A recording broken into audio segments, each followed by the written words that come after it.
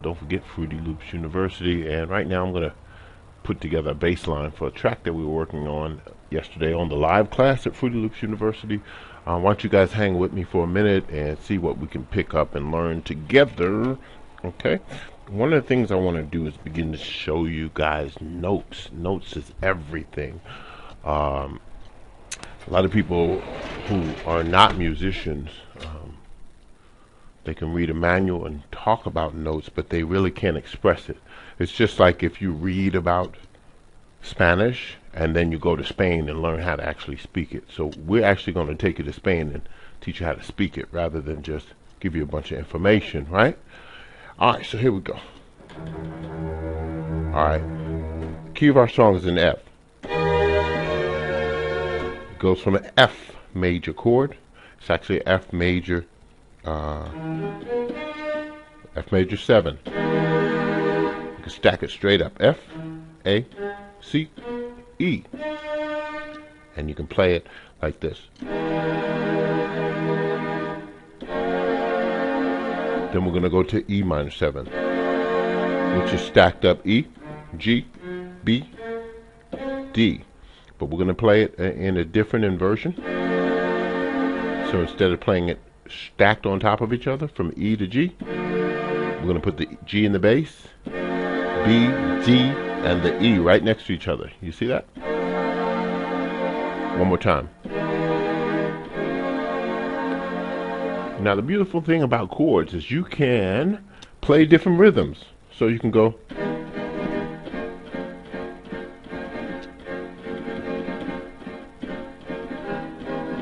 okay, that's what makes the music unique. Otherwise, there's really nothing new in music.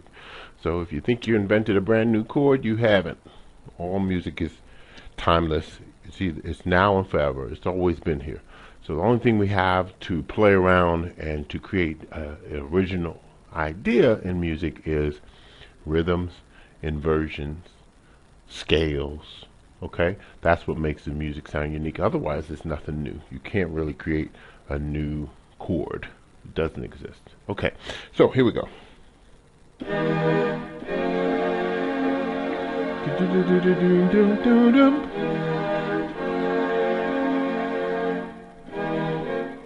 And now the turnaround is going to be from the D minor back to the F. Alright, so we got it. We got it.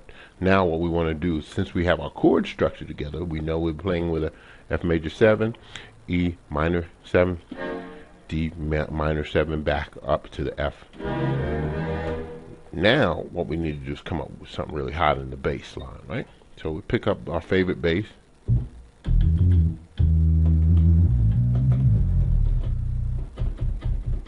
Find something that fits. Let's tune it, make it sound the way we want it to sound.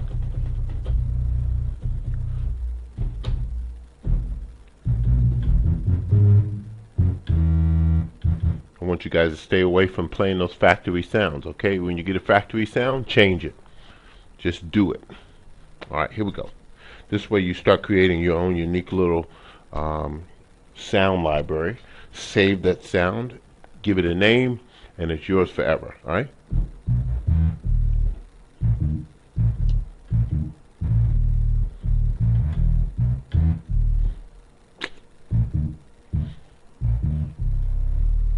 Okay, so bass lines have a personality all their own.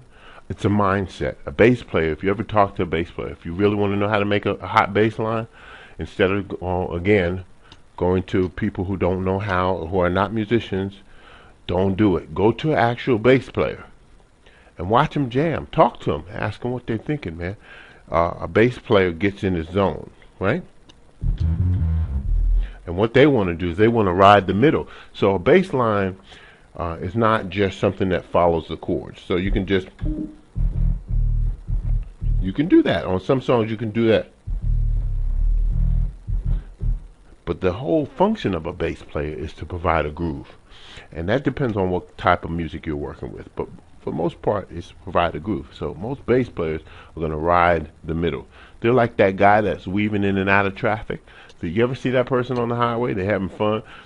It's almost like they're enjoying where they're going.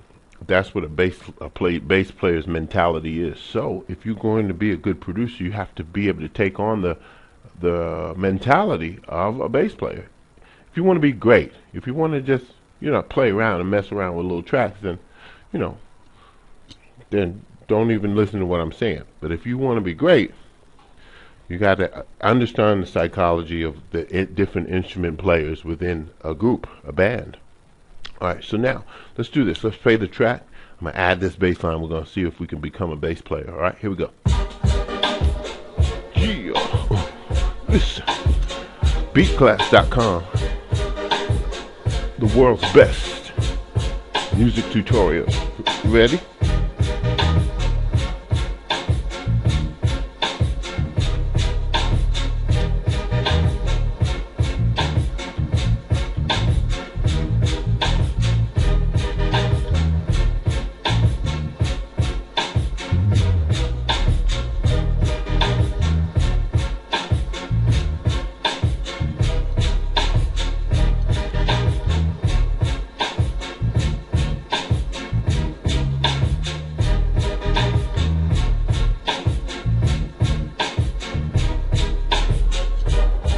Okay, let's roll with that. Let's go ahead and put that into our mix.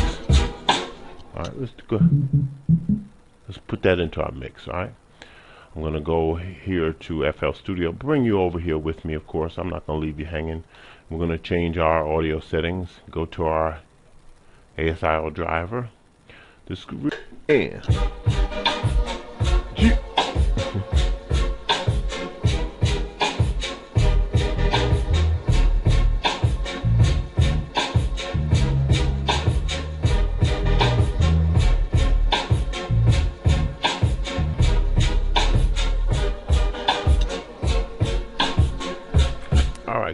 Good. Let's go back into FL Studio. Boom. Look at that. It's right there, right? Bassline is right there. Looking good. Play it back.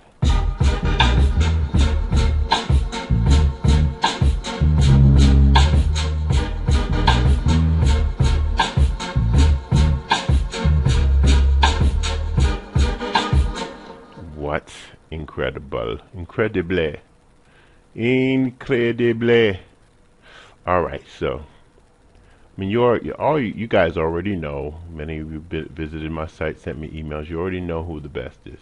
So if you're trying to be the best, go with the best. Okay? Just use your brain on that one. If you want to be average, go with average. All right? The choice is always yours. I'm just one of those personality types that always wanted to be the best. It's the reason why I joined the Marine Corps and not the Army. I mean, enough respect to the Army, but I always wanted to challenge myself, right? So if you're that kind of person, beatclass.com, Fruity Loops University, that's the place where you should learn. If you're the type of person who's never really going to make a career out of this, there are other options. All right, here we go. Listen.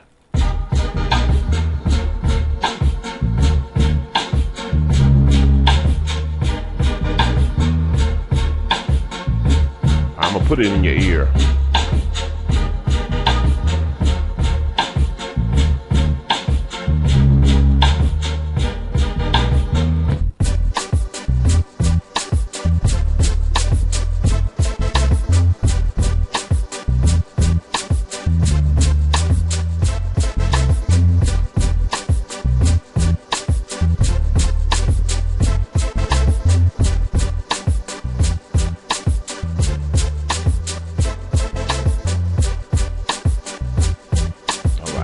Hot right now.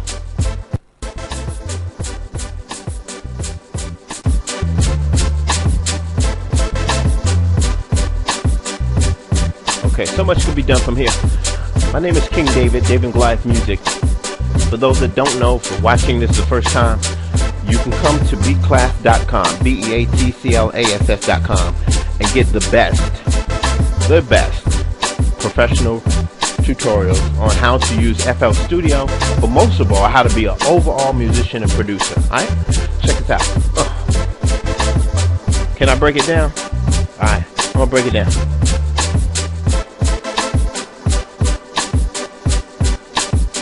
Alright. And I'm out.